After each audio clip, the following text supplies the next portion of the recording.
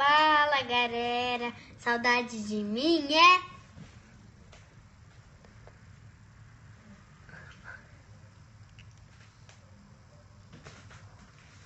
Olá!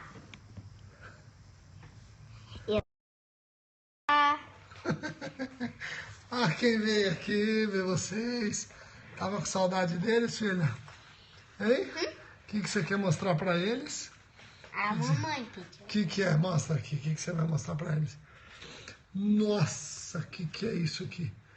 Quem que é? Hein? A Larissa. Larissa, olha só. Larissa. E ó, o que é isso aqui também?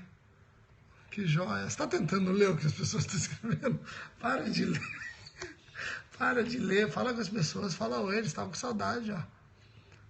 Fala aí. Tava? Ó. Eu estou com saudade. Ixi. Acabou a luz. Acabou a luz aqui de casa. Voltou. Tá chovendo horrores. Olha só, chovendo horrores. Acabou a luz. Mas vamos lá. Deixa eu tentar fazer o periscópio antes que acabe a luz aqui, filha. Manda beijo pra eles. Tchau. Tchau, galera. Bom, aqui tá chovendo horrores. Não sei aí. Galera aqui da Redondeza deve estar sofrendo a mesma coisa. Chovendo muito. Chovendo demais. Então deixa eu arrumar que tudo desligou. Hoje eu quero neste vídeo trabalhar com vocês dicas a respeito dos artigos 181, 182 e 183, todos do Código Penal. Muita chuva, o pessoal perguntando, tá chovendo aí? Muita chuva, desde o finalzinho da tarde não parou de chover. Bom, Teresina não chove desde o ano passado, imagino, e deve estar um calor do cão, né? Ruas alagadas, aqui tá fogo, ruas alagadas, galera também acusando chuva. Legal. Bom, vamos lá, pessoal. Diminuam um pouco as mensagens para eu poder dar dicas a respeito dos artigos 181, 182, 183 e com isso eu vou encerrar crimes contra o patrimônio. Eu encerro as dicas a respeito do título 2 da parte especial do nosso código. Então vamos parando com as mensagens, por favor, parando com as mensagens. Agora vejam, vamos lá.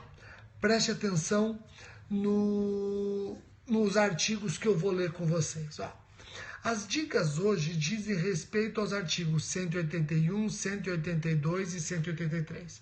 São artigos relacionados com escusas ou imunidades nos crimes patrimoniais cometidos sem violência ou grave ameaça à pessoa. O artigo 181 traz a chamada escusa absolutória ou imunidade absoluta. O 181 diz que está isento de pena quem comete crime contra o patrimônio em prejuízo do cônjuge na constância da sociedade conjugal ou de ascendente ou descendente. Bom, vejam.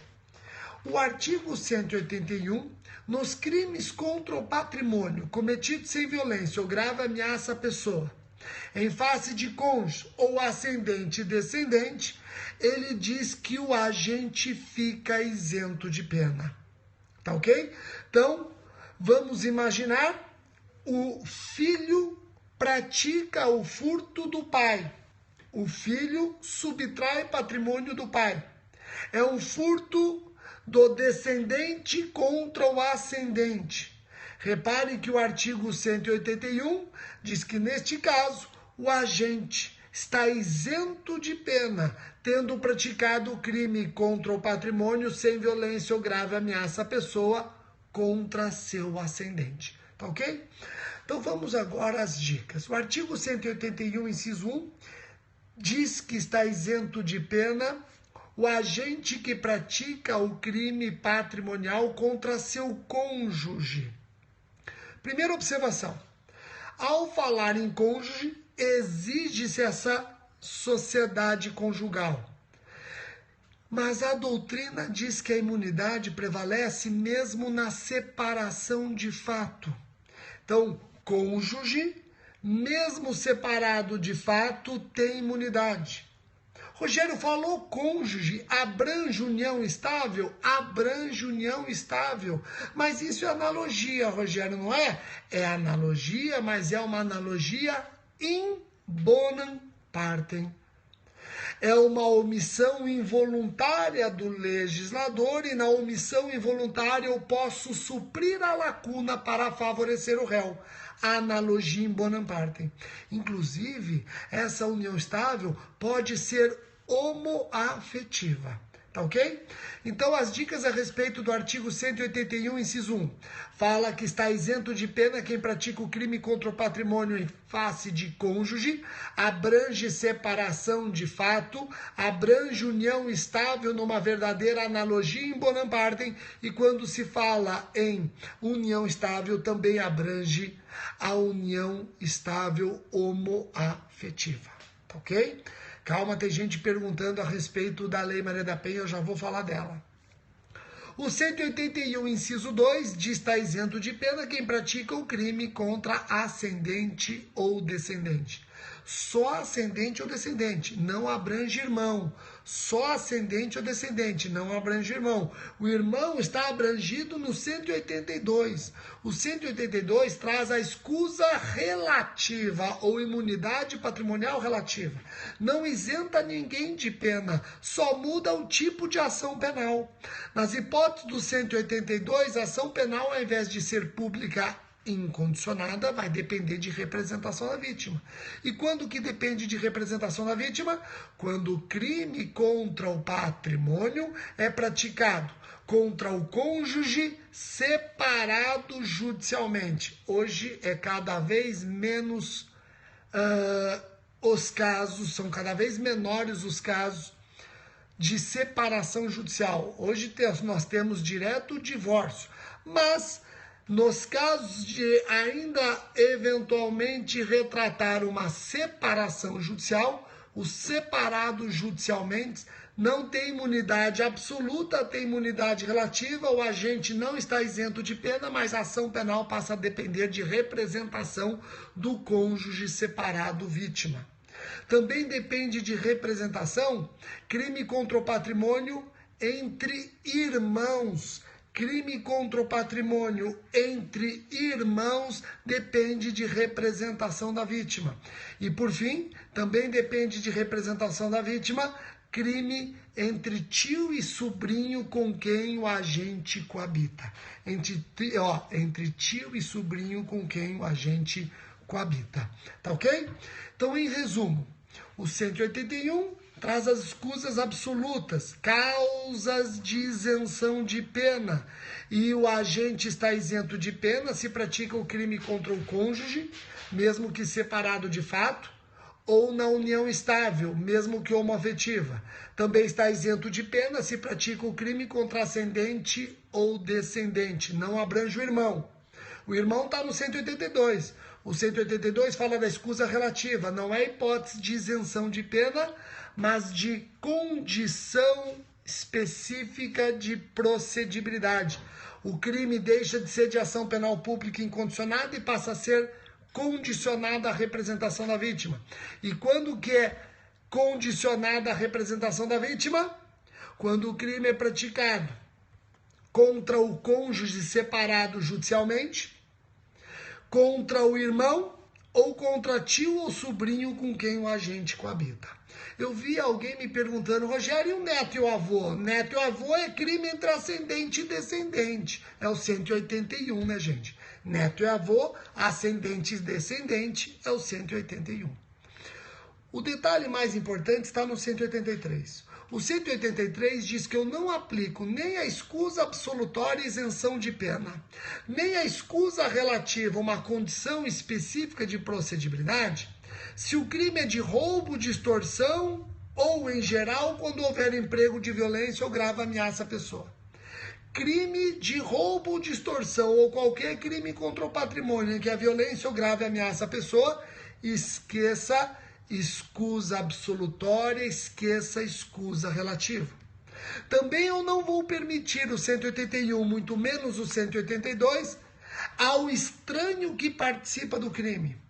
O filho subtrai patrimônio do pai com a ajuda do vizinho. Só o filho está isento de pena, o vizinho não. O 183 diz que eu não aplico as escusas ao estranho que participa do crime. E o 183, inciso 3, diz que eu também não aplico qualquer das escusas se o crime é praticado contra a pessoa idosa, com idade igual ou superior a 60 anos. Se o filho subtrai o pai, escusa absolutória, salvo se o pai é idoso. Se o pai é idoso, não incide a escusa absolutória. Vejam, o cônjuge subtrai o outro, escusa absolutória, salvo se o cônjuge vítima for pessoa idosa. Compreenderam isso? Joia. Rogério, mas eu posso aplicar essas escusas? Eu posso aplicar essas escusas se o crime contra o patrimônio, sem violência ou grave ameaça à pessoa, ocorrer no ambiente doméstico e familiar contra a mulher? Maria Berenice Dias, civilista, logo escreveu que não aplico as escusas na violência doméstica e familiar contra a mulher. E o fundamento dela é o artigo 7º, inciso 4 da Lei Maria da Penha, que diz que uma das formas de violência doméstica e familiar contra a mulher é a violência patrimonial. Eu ouso discordar de Maria Berenice Dias. Até acho que o legislador deveria acrescentar o inciso 4 ao 183 e não permitir as escusas, nem absoluta nem relativa, na violência doméstica e familiar contra a mulher. Até acho. Mas o legislador não fez isso. Se ele não fez isso, não cabe ao intérprete fazê-lo. O intérprete fazendo estará no campo perigoso da analogia in malam partem.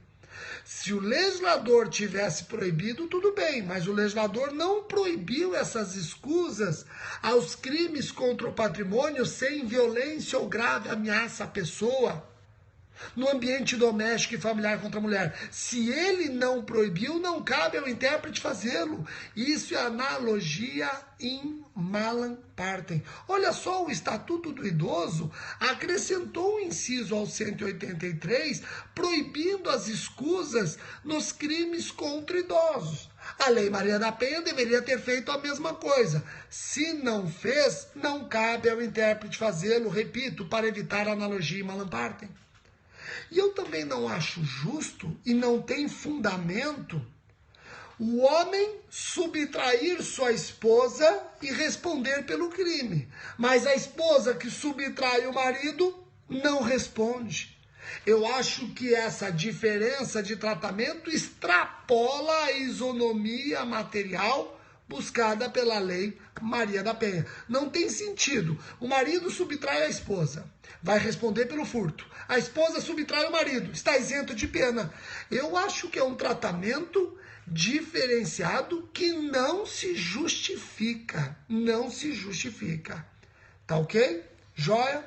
Então essas eram as dicas que eu tinha para dar para vocês hoje a respeito dos artigos 181, 182, 183. Terminamos os crimes contra o patrimônio.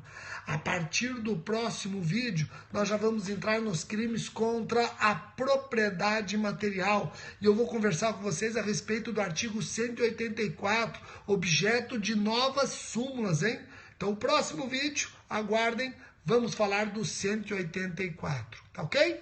Muitíssimo obrigado pela atenção de todos e até o próximo vídeo. Tchau, tchau.